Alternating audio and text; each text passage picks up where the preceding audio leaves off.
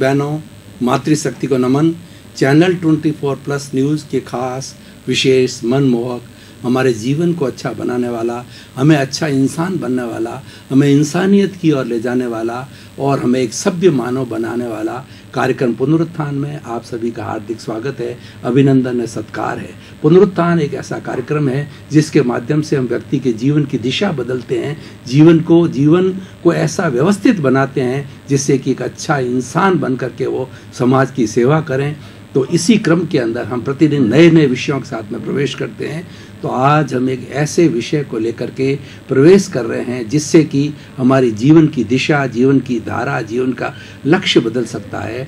तो आज का हमारा विषय है आदर्श जीवन शैली के सूत्र।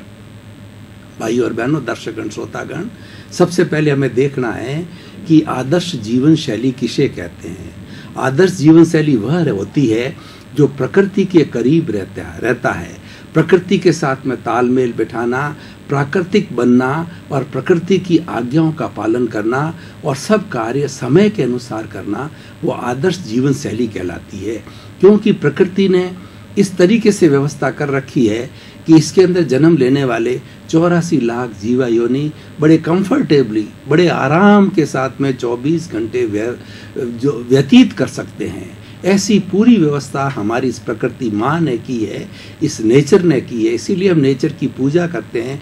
नेचर माँ को जो है हम पृथ्वी, जल, अग्नि, वायु और आकाश, ये 5 नेचर माँ के घटक है, कंपोनेंट्स है।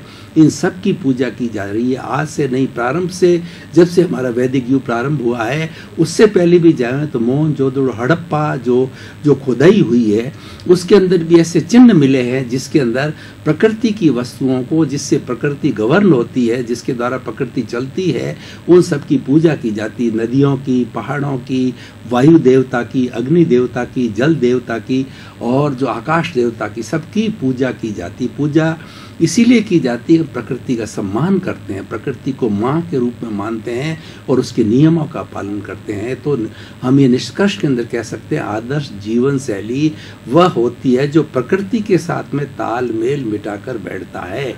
रात और दिन जो 2 होते हैं, जिसके अंदर रात्रि जो प्रकृति ने किस लिए बनाई है, विश्राम करने के लिए, और दिन किस लिए बनाया है कि वह व्यक्ति कार्य करता रहे। लेकिन व्यक्ति अगर उल्टा कर लेता है कि रात्रि के समय के अंदर वो कार्य करता है और दिन के अंदर सोता रहता है, तो वो प्राकृतिक जीवन नहीं है, वो प्राकृतिक नियमों का उल्लंघन कहलाता है। इसीलिए हमारी भारतीय संस्कृति में कहा भी गया है कि early to bed and early to rise is a sign of the health and the sound mind exists in a sound body। यानी हमारा स्वस्थ मस्तिष्क होता है, वो स्वस्थ शरीर में निवास करता है और समय से उठना, समय से बैठना, समय से सोना, ये सब प्राकृतिक नियमों का पालन करने वाला व्यक्ति अच्छा इंसान कहलाता है, अच्छी जीवन शैली का पालन करने वाला कहला जाता है। और भाई और बहनों, दर्शकगण, श्रोतागण, एक हर प्राणी के जो है मस्तिष्क के अंदर या शरीर के अंदर एक बायोलॉजिकल क्लॉक होती है। उस बायोलॉजिकल क्लॉक के अंदर 24 आवर्स का जो है, जिस तरीके से हम कार्य करते हैं उस तरीके से सब टाइमिंग सेट हो जाते हैं। हमारे खाने का समय, सोने का समय, काम करने का समय, पढ़ने का समय, खेलने का समय, अगर हम निश्चित रूप से उसी समय पर वह कार्य करते रहें तो बायोलॉजिकल क्लॉक हमें हेल्प करती है, उतने समय के अंदर ऑटोमेटिकली उठा देती है। अगर हम प्रतिदिन 6 बजे, जैसे आज अलार्म की व्यवस्था तो हम बाहर भौतिक रूप से करते हैं, लेकिन हमारे भीतर बायोलॉजिकल क्लॉक के अंदर अलार्म की व्यवस्था स्वतः ही है, वह आपको 6 बजे ऑटोमेटिकली उठा देती है। 12 बजे आप रोज़ भोजन करते हैं तो 12 बजे आपके अंदर भूख की इच्छा जाहिर हो जाती है। इस तरह से शाम का, लंच का, डिनर का वगैरह सारा कार्य व्यवस्थित बायोलॉजिकल क्लॉक को सेट करना होता है। इसी को कहा जाता है आदर्श जीवन शैली। लेकिन अगर हम वो नियमित रूप से नहीं करते हैं तो वह बायोलॉजिकल क्लॉक डिस्टर्ब हो जाती है और बार बार उसको रीएडजस्ट होने के कारण वह अस्वस्थ होती है। उससे मनुष्य बीमार पड़ता है और मानसिक रूप से और शारीरिक रूप से वह व्याधि को प्राप्त हो जाता है। तो भाई और बहनों, दर्शकगण, श्रोतागण, आज हमने विषय लिया है, उसको मात्र थ्योरी समझाने से काम नहीं चलेगा। हम वास्तव के अंदर ऐसे कौन कौन से सूत्र है जिससे कि हम आदर्श जीवन शैली को बना सकते हैं। मूल हमें एक थीम मिल गया कि हमें प्राकृतिक बनना है, हम नेचर के करीब रहना है। जो व्यक्ति नेचर के करीब रहता है वो स्वस्थ अपने आप होता है। आप ये देखिए, इस चराचर जगत के अंदर जितने भी प्राणी हैं, पशु है, पक्षी है, उड़ने वाले पक्षी है, और दूसरा क्या, जल में चलने वाले और पृथ्वी पर चलने वाले और चार पाँव वाले, इस तरीके के सारे जीव जंतु ये स्वस्थ क्यों रहते हैं? इनको कौन सा डॉक्टर इनके पास में जो इनको स्वस्थ रखता है, इनकी मरहम पट्टी करता है, इनका इलाज करता है? इनका इलाज ऑटोमेटिकली जो है ये नेचर करती है, क्योंकि ये नेचर को डिवोटेड होते हैं, नेचर के अनुसार चलते हैं। तो हम आज ऐसे, वैसे तो अनेक सूत्र हो सकते हैं आदर्श जीवन शैली के, लेकिन समय की अल्पता को देखते हुए मुख्य कौन कौन से सूत्र है वो हम आपको बताना चाहेंगे। इसके अंदर 5 सूत्र है, आप चाहें तो लिख भी सकते हैं। पहला भाव क्रिया, दूसरा प्रतिक्रिया विरति, तीसरा मैत्री, चौथा मित भाषण और 5वां मिताहार। तो मैं प्रारंभ 1 से चलता हूँ। भावक क्रिया। भावक क्रिया एक ऐसा सूत्र है कि व्यक्ति इसको जीवन में धारण करता है तो वो व्यक्ति बिल्कुल संयमित हो जाता है और वह व्यक्ति एक आदर्श व्यक्ति बन जाता है। वह व्यक्ति समाज के लिए एक रोल मॉडल बनता है और उसकी सारी दिनचर्या अपने आप व्यवस्थित हो जाती है। भावक क्रिया का अर्थ होता है कि जो क्रिया आप कर रहे हैं, जो आप प्रवृत्ति कर रहे हैं, आपका सारा ध्यान, आपकी सारी कंसंट्रेशन, आपका दिमाग, आपका विचार उसमें रहना चाहिए। उदाहरण के लिए, हम खेल रहे हैं तो हमारा ध्यान खेल में होना चाहिए, हम पढ़ रहे हैं तो हमारा ध्यान पढ़ने में होना चाहिए, हम सो रहे हैं तो इधर उधर के विचार नहीं करके आराम से सोना चाहिए, खाने के समय खाने का ध्यान करना चाहिए, पढ़ने के समय पढ़ने का होना चाहिए। तो इस तरीके से हम जो है वर्तमान में जीना सीखे। जो व्यक्ति वर्तमान में जीता है वह एक आदर्श जीवन शैली वाला व्यक्ति होता है, और वर्तमान में जीना आदर्श जीवन शैली का सबसे बड़ा सूत्र है।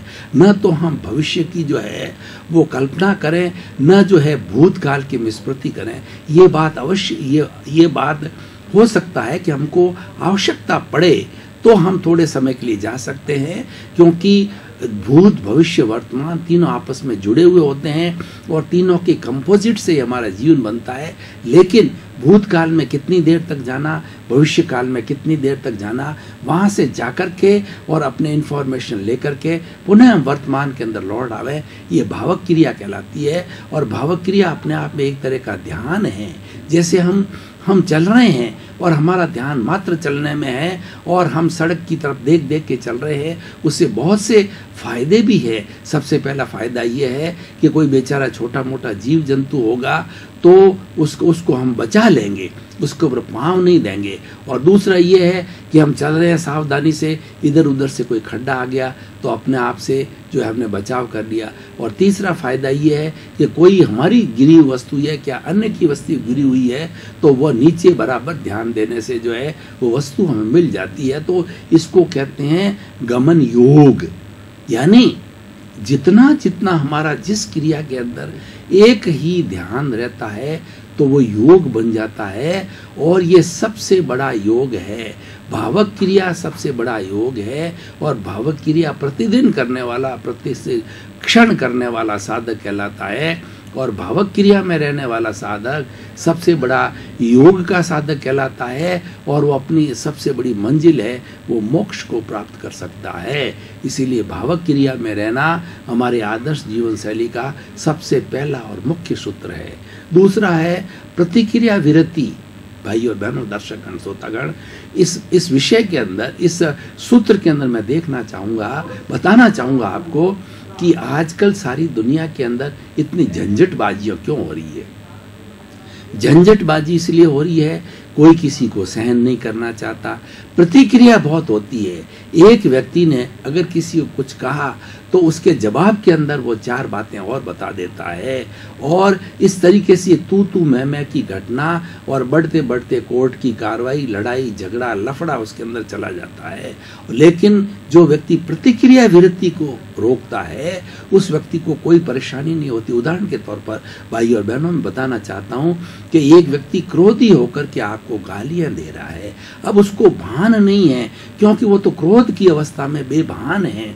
उस वक्त के अंदर आप उसको वापस जो इसका जवाब देने लगेंगे और वो भड़क जाएगा। क्यों? क्रोध एक अग्नि है, और अग्नि के अंदर हम घी डालते हैं तो वो अग्नि भड़क उठती है। उसी तरीके से क्रोध की अग्नि के अंदर आपने बोलना चालू किया तो वो ज़्यादा उग्रता से बोलना चालू करेगा।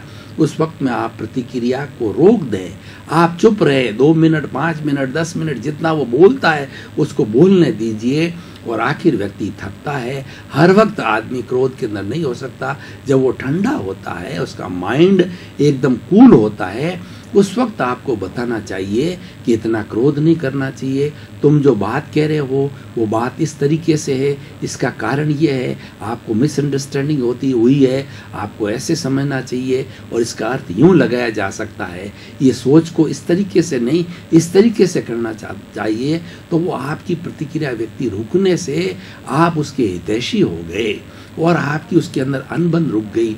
इस तरीके से भाई और बहनों, दर्शकगण, श्रोतागण, आज पूरे विश्व की 7 अरब जनसंख्या के लोग अगर प्रतिक्रिया विरति का फॉर्मूला और इसको जीवन शैली का जो अंग बना ले तो व्यक्ति आदर्श जीवन शैली वाला हो जाएगा। हमें कम से कम प्रतिक्रिया करनी चाहिए, और कब करनी चाहिए कि सामने वाला जब अपनी बात को समाप्त कर ले, बीच के अंदर नहीं बोलना और उसकी अनर्गल बातों का जवाब नहीं देना। उसमें से मुख्य बात होती है जिसका कि हमें जवाब दिया आवश्यक है, और वहाँ पे चुप नहीं रहना चाहिए, क्योंकि चुप रहने से और कोई अर्थ का अनर्थ हो सकता है।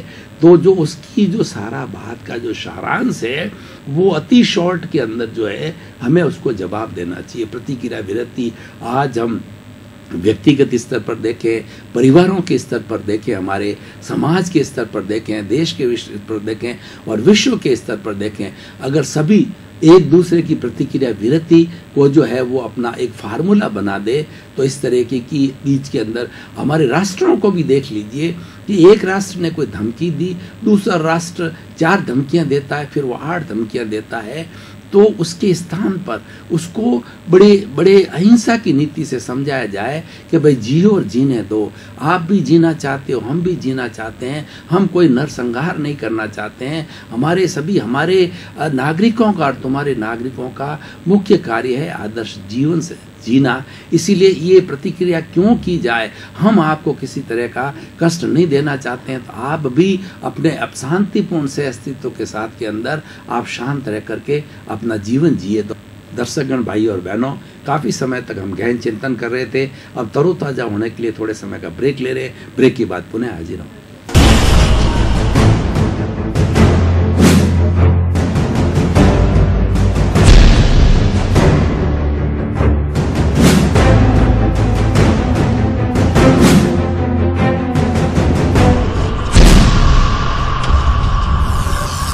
लिया, अब ताजगी का अनुभव कर रहे हैं, अब पुनः हमारे निर्धारित विषय के ऊपर चर्चा प्रारंभ कर रहे हैं। तो भाव क्रिया, प्रतिक्रिया विरति, तीसरा मैत्री।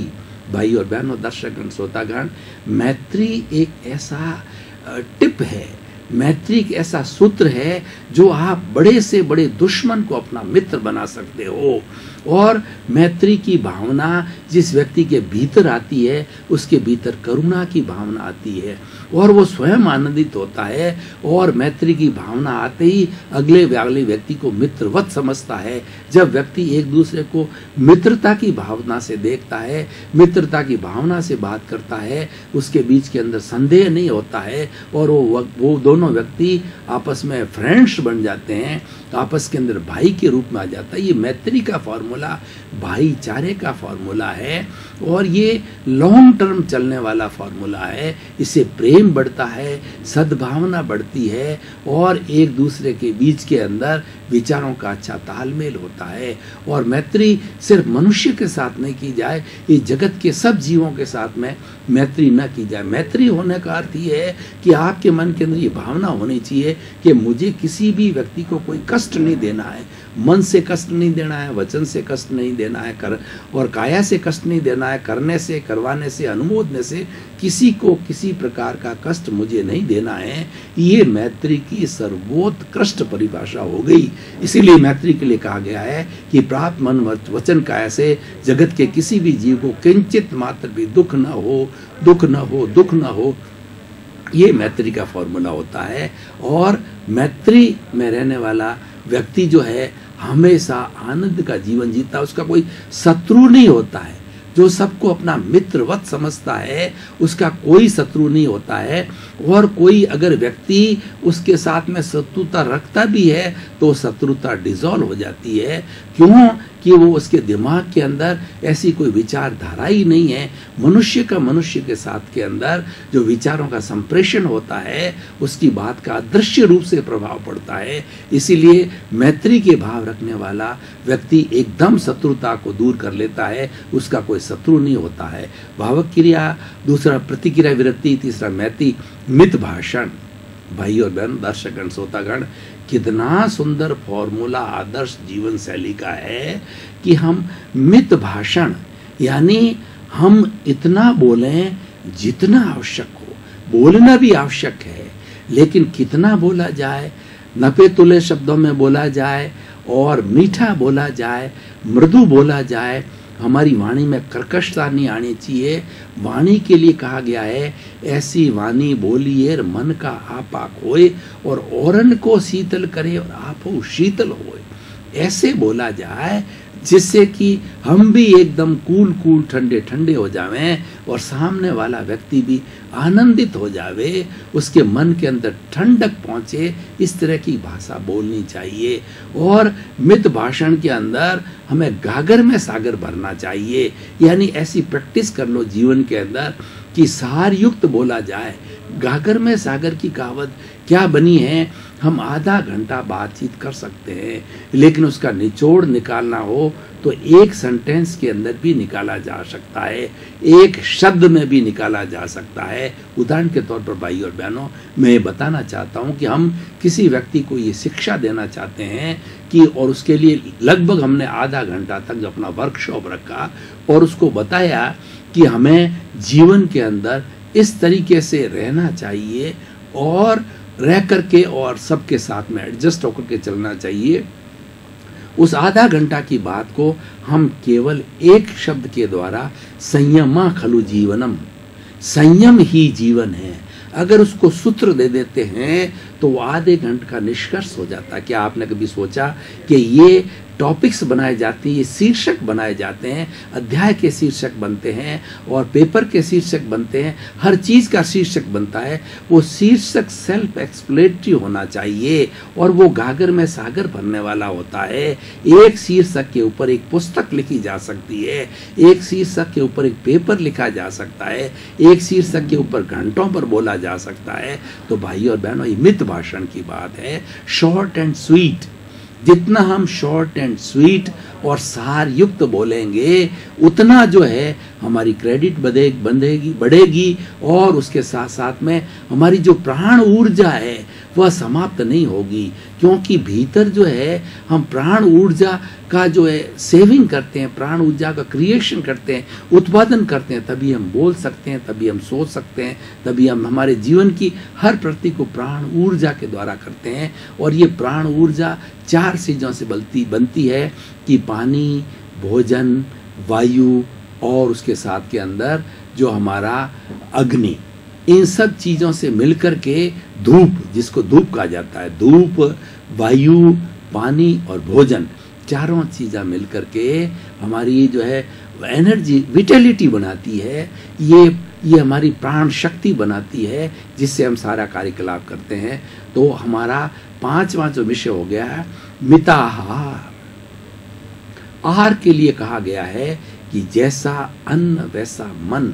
हमारे ब्लड सर्कुलेशन जितना होता है, ब्लड जितना बनता है, ये आहार के द्वारा बनता है। अगर आहार हमने प्रदूषण युक्त लिया है तो हमारा ब्लड जो है प्रदूषण युक्त होगा, और वह प्रदूषण युक्त ब्लड जो है हमारे भीतर व्याधियां पैदा कराएगा, हमारे भीतर खुजली पैदा करेगा, हमारी सोच को खराब करेगा, और हमारे जितने भी अवयव है, हमारे जितने भी सिस्टम्स है, उत्सर्जन तंत्र है, पाचन तंत्र है, रुधिर तंत्र है, श्वसन तंत्र है, उन सबको खराब करेगा।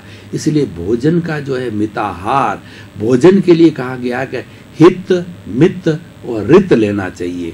हित मतलब भोजन है संतुलित होना चाहिए। संतुलित भोजन आजकल जी मेडिकल साइंस के अंदर जो न्यूट्रिशन लैंग्वेज के अंदर कहा जाए तो हितकर भोजन कौन सा होता है, जिसके अंदर की 20% जो प्रोटीन हो और 10% कार्बोहाइड्रेट हो, 10% फैट हो, 60% पानी हो, 6% मिनरल हो, और इस तरीके से सारा जो है हमारा ये भोजन का संतुलन, इसके चार्ट आते हैं, उससे कैलोरीज बनती है। और हमें आहार ऐसा करना चाहिए कि जितनी कैलोरी हम बर्न कर सकें उतना आहार लेना चाहिए, न तो उससे कम लेना न ज़्यादा लेना। अगर ज़्यादा कैलोरीज हमने भीतर के अंदर इकट्ठी कर ली तो फैट बढ़ेगी, हमारी मोटापा आएगा, मोटापा अपने आप में बीमारी है। और हमने ऐसा संतुलित भोजन नहीं लिया जिससे कि हमारी कैलोरीज भीतर की पूर्व की सेवन की गई कैलोरीज भी घटती चली जाए, तो उससे हम बीमार पड़ जाएंगे।